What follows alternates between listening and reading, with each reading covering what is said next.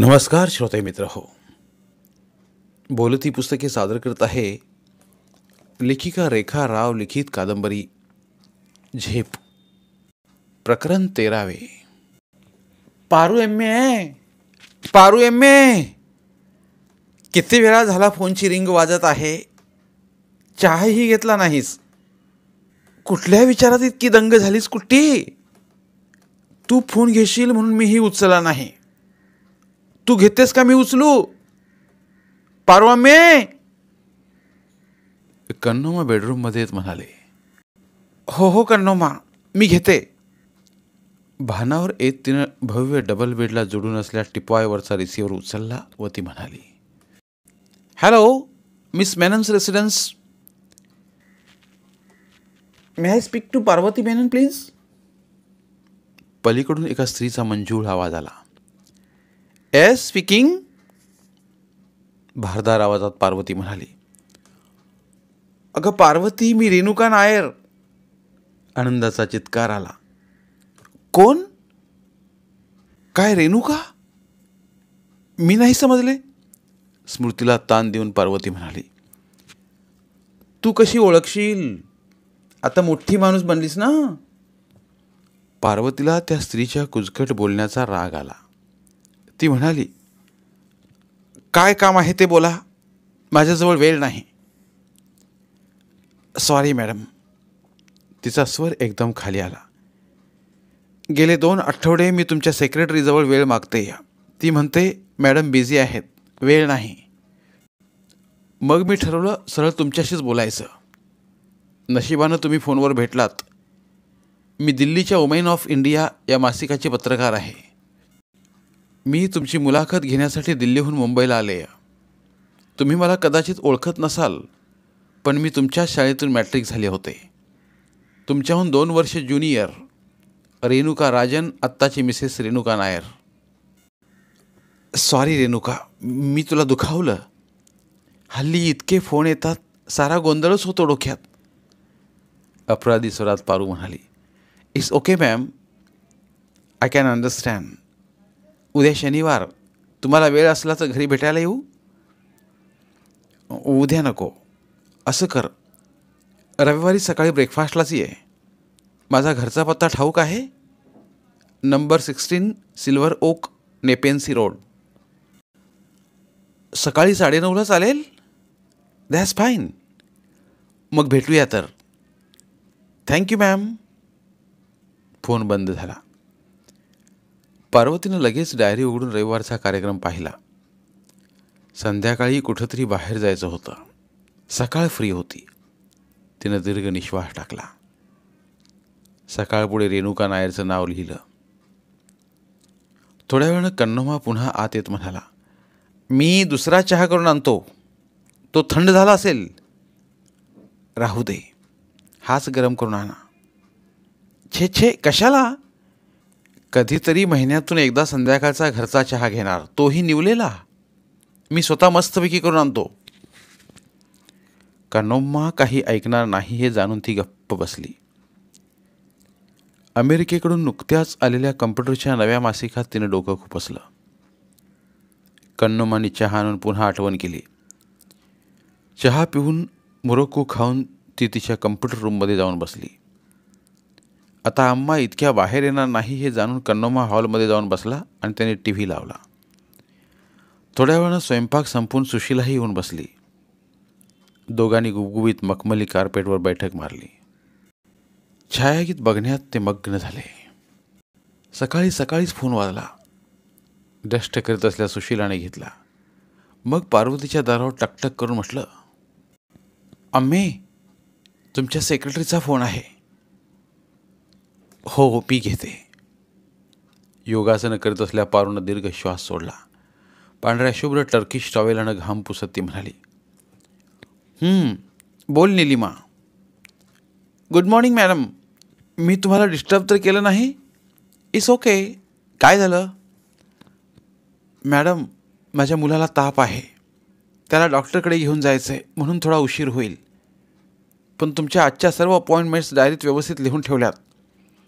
शिवाय रिटाला फोन करून इतर कामांची माहिती दिली आहे. निलिमा, तुला जमलं तरच ये, नाहीतर लीव घे. रिटा मॅनेज करेल.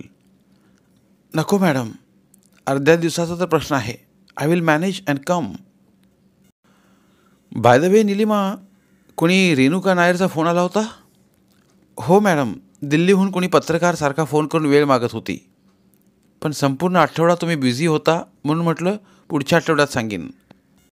असू दे, उद्या सकाळी ती घरी येते. ती माझ्या गावची, आमच्या शाळेतली म्हणे. मला आठवत नाही आहे.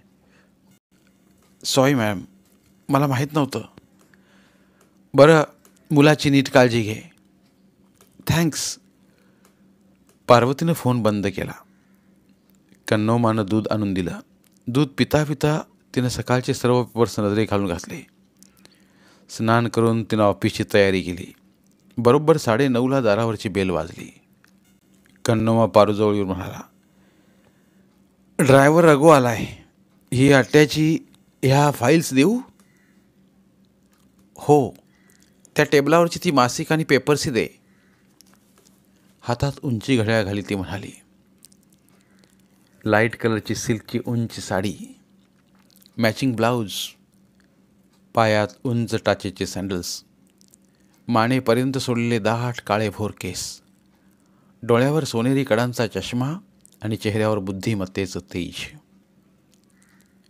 पारूला पाहता क्षणीच कोणी मोठी अधिकारी आहे हे न सांगता ओळखता येत होतं.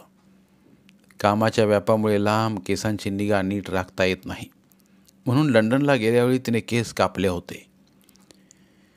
शिवाय आखूड केस विंचरायलाही बरे पडायचे. ऑफिसला अर्धा दिवस असला तरी पारूचा शनिवार नेहमीपेक्षा अधिक बिझी असायचा. वेगवेगळ्या क्लायंट्सना भेटणं, त्यांचं आदरातिथ्य करणं, त्यांना कम्प्युटरविषयी माहिती देणं, सभा संमेलनांना हजर राहणं इत्यादी इत्यादी. आजही दुपारी ओबेरॉयमध्ये जर्मन डेलिगेशनबरोबर बोलणी होती. त्यानंतर रात्री ताजमध्ये काही कारखानदार व मोठ्या व्यापाऱ्यांना कॉकटेल व डिनर होतं. येताना उशीर व्हायचा. मग घरी आल्यावर ऑफिसचं राहिलेलं काम, वाचन, महत्त्वाची टिपणं, त्यानंतर झोपायचं. 3 ते 4 तासच झोप मिळायची. पण कधी कामाचा कंटाळा यायचा नाही. नवीन नवीन वाचायला, नवीन शिकायला बुद्धी नेहमी तत्पर असायची. रविवार उजाडला. रविवारी ब्रेकफास्टला नेहमी इडली किंवा डोसे असायचे. आज पार्वतीनं डोशांबरोबर नुलपुडू ही केरळाची खास स्वीट डिश बनवायला सांगितली. सुट्टी असल्यानं पार्वती जरा जास्त वेळ झोपली. मग योगा, व्यायाम वगैरे करून शॅम्पूने केस धुतले. लखनऊची सलवार कुर्ता घालून 9:30च्या सुमारास तयार झाली. बरोबर 9:30ला बेल वाजली. सुशिलाने दार उघडलं. रेणुकाला बघून म्हटलं, या बसा, मॅडम येतील. तिने पार्वतीला बेडरूममध्ये येऊन सांगितलं. पार्वती हॉलमध्ये आली. रेणुकाला पाहता क्षणीच तिची ओळख पटली. आश्चर्यानं ती म्हणाली, अय्या रेणू, तू आणि पत्रकार? अगं, खेळाचं मैदान सोडून या पेपरच्या मासिकाच्या दुनियेत कशी उतरलीस? तू जशी कम्प्युटरच्या क्षेत्रात. मॅट्रिकनंतर कॉलेजसाठी कोचिनला आले. तिथल्या कुशल निपुण खेळाडू मुलींपुढे माझा टिकाव लागला नाही. मग सारं लक्ष अभ्यासात केंद्रित केलं. इंग्लिश घेऊन BA झाल्यावर जर्नलिझमचा कोर्स केला. त्याचवेळी मुरली नायरशी ओळख झाली आणि त्याच्या प्रेमात पडले. त्याला दिल्लीचा कॉल आला. मग लग्न करून त्याच्याबरोबर दिल्लीला आले. आता 2 मुलगे आहेत, 10 वर्षांचा, दुसरा 8 वर्षांचा. धावल्यासारखी वेगानं बोलण्याची तुझी खोड अजून गेली नाही हं? एका दमात सारं बोलून टाकलंस. हो ना, आता व्यवसायही तसाच पडला. तुझ्यासारखीला बोलतं करायचं म्हणजे बडबड ही करावीच लागते. मग कधी कधी अपमानास्पद शब्दही झेलावे लागतात. हो ना? पारूच्या शब्दांचा रोख कालच्या फोनवरच्या संभाषणावर आहे हे चटकन रेणुकाला समजलं. ती म्हणाली, पत्रकारितेला सगळ्याची सवय ठेवावी लागते. मी तशी फुलफ्रूप झाले. बाकी तुला पाहून खूप आनंद झाला. तुझं यश, तुझी भरभराट ऐकून अभिमान वाटला. तुझ्या नव्या प्रभावी व्यक्तिमत्वाने मी तर भारून गेले. कधीपासून तुझ्याविषयी ऐकते, वाचते, तुला भेटावं म्हणते, पण गेल्या दोन्ही वेळेला मुंबईला आल्यावेळी वेळच मिळाला नाही. या खेपेला मुद्दाम तुझी मुलाखत घ्यायला आले. रेणू, आता नुसत्या गप्पा मारणार की ब्रेकफास्टही घेणार? हो, घेऊ ना. सुशीला, कन्नोमा, टेबल तयार आहे ना? हो हो, तुम्ही या, मी टेबलावर ठेवतेच आहे सारं, आतून सुशीला म्हणाली. चल रेणू. दोघी डायनिंग रूममध्ये आल्या. तिथलं मधोमध ठेवलेलं काळ्या चकचकीत काचेचं भव्य फिरतं गोल डायनिंग टेबल, त्याला शोभणाऱ्या नक्षीदार काळ्या उंच खुर्च्या, पायाखालचं बुट्टेदार कार्पेट, आजूबाजूची आकर्षक काचेची कपाटं, साईड बोर्ड्स, छतावरली झुंबरं आणि टेबलावरची महागडी इम्पोर्टेड क्रॉकरी पाहून रेणू स्तंभितच झाली. चौफेर नजर टाकून सर्वांची प्रशंसा करीत म्हणाली, पारू, तुझा फ्लॅट छानच आहे, खूप सुंदर सजवलास. बीकेची कृपा, पारू हसून म्हणाली. इतक्या मोठ्या फ्लॅटमध्ये तू एकटीच राहतेस? तिच्या प्रश्नाचा रोख लक्षात घेऊन पार्वती हसून म्हणाली, छे कन्नम्मा, सुशीला आहेत की. रेणुकाचा चेहरा कसानुसा झाला. ती पुढे म्हणाली, तुझे अच्छन अम्मा गावीच आहेत? भावंड काय काय करतात? अच्छन अम्माला किती वेळा बोलावलं, पण गाव घर शेती सोडून यायलाच तयार नाहीत. अलीकडे अम्माची तब्येतही बरी राहत नाही, त्यामुळे ती बाहेर कुठेच जात नाही. नंदिनी, पद्मिनीची लग्न होऊन मुलं झाली. विलासिनीनं नर्सिंग केलं, आता कोणा डॉक्टरच्या गळ्यात माळ घालणार आहे म्हणे. धाकटा आनंद कॉलेजात आहे, इंजिनिअरिंगला जातो म्हणतो. मी इथे ये म्हटलं तर तो केरळ सोडायला तयार नाही. रेणू, तू नुसते प्रश्न विचारित बसलीस, खात काहीच नाहीस. हे काय, एक डोसा संपवून दुसरा घेतलाय, नुलपुडू संपवलंय, तुझं लक्ष नाही. डोसे मस्तच झालेत. दिल्लीला गेल्यापासून आम्ही दिल्लीवाले झालोत. स्वयंपाकीन तिथलीच, त्यामुळं आलू परोठे, छोले भटुरे, रोटी राजमा हेच जास्त खाणं होतं. मला स्वतः स्वयंपाक करण्यात इंटरेस्ट नाही, त्यामुळे गावचे पदार्थ क्वचितच खायला मिळतात. बरं पारू, BAच्या पुढचं सारं शिक्षण तू मुंबईत येऊनच केलंस? हे बघ रेणू, तू हे सारे औपचारिक प्रश्न आता विचारू नकोस, वैताग येतो. तुला मुलाखत छापायची असेल तर उद्या माझ्या सेक्रेटरीला भेट, ती तुला माझा पूर्ण बायोडाटा सांगेल. इतक्या वर्षानंतर आपण भेटलोय तर गावच्या शाळेच्या मैत्रिणींच्या गप्पा मारू. मग शाळेतील गुरुजनांपासून तिथल्या खेळांच्या स्पर्धा, स्नेहसंमेलनं, लंगडी, फुटबॉलच्या मॅचेस, सहली, जुन्या माहितीतल्या मैत्रिणी इथंपर्यंत सुरुवात झाली. ती गाडी लीना जॉर्ज जॉन्सनवर येऊन टेपली. ही लीना तुझी क्लासमेट ना? रेणूनं एकदम प्रश्न टाकला. पार्वतीच्या डोक्यात एकदम जुन्या स्मृती गोळा झाल्या. त्यावेळचा पत्रकारांचा गरडा आठवला, अंग शहारून आलं. ती म्हणाली, लीना नुसती क्लासमेट नव्हे तर चांगली मैत्रिणीही होती, पण ती अशी का वागली हे अजून एक गूढ आहे. खरं काय खोटं काय देव जाणे. मी असं ऐकलं की घरात भांडण होऊन घराबाहेर पडली. लहानपणापासून तिला पैशांची, प्रसिद्धीची हाव होती. ती मी मिळवीन या जिद्दीनं बाहेर पडली. दुबईत का कुठंतरी एअरलाईन्सची नोकरी घेतली. त्यातून मोठमोठ्या लोकांशी संपर्क आला. त्याचा फायदा घेऊन सौंदर्याच्या जोरावर तिनं अनेक पुरुषांना गंडवलं. खोटं लग्न करून अमेरिकेत प्रवेश मिळवला.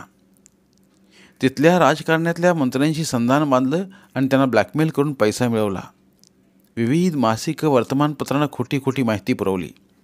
काही म्हण, पण एका दिवसात ती आंतरराष्ट्रीय कीर्तीच्या झोतात आली. सर्वांना हादरवून टाकलं तिनं. लीना असं करेल यावर अजून माझा विश्वास बसत नाही, खेदानं पारू म्हणाली. एकेकाचं धाडस त्यामुळे जागतिक नकाशात आपल्या छोट्या गावाचं नाव वर आलं. छे, ती कसली प्रसिद्धी. आता काय करते, कुठं असते, काही कल्पना आहे? कुणी म्हणतं तिच्या बॉयफ्रेंडबरोबर आफ्रिकेत स्थायिक झाली आहे, तर कुणी म्हणतं सध्याच्या नवऱ्याबरोबर मलेशियात राहते, पण तिचा इंडियात येण्याचा विचार नाही म्हणे. धन्यवाद. उर्वरित कादंबरी पुढील भागात. धन्यवाद. प्रिय श्रोते मित्र हो, आपल्यासाठी एक आवाहन. आमच्या चॅनलच्या प्लेलिस्ट विभागात तुमच्यासाठी शेकडो कादंबऱ्यांचे ऑडिओ बुक्स उपलब्ध आहेत. तिथे प्रत्येक कादंबरीचे सर्व भाग एकत्रित मिळतील. त्यामुळे सध्या सुरू असलेल्या क्रमशः कादंबरीच्या पुढील भागासाठी वाट पाहण्याची गरज नाही. तुमच्या वेळेनुसार तुम्ही संपूर्ण कादंबरी सलगपणे ऐकू शकतात आणि साहित्याचा आस्वाद घेऊ शकता. कृपया आमच्या चॅनलच्या होमपेजवर जाऊन प्लेलिस्ट चेक करा आणि तुमची आवडती कादंबरी निवडा. धन्यवाद.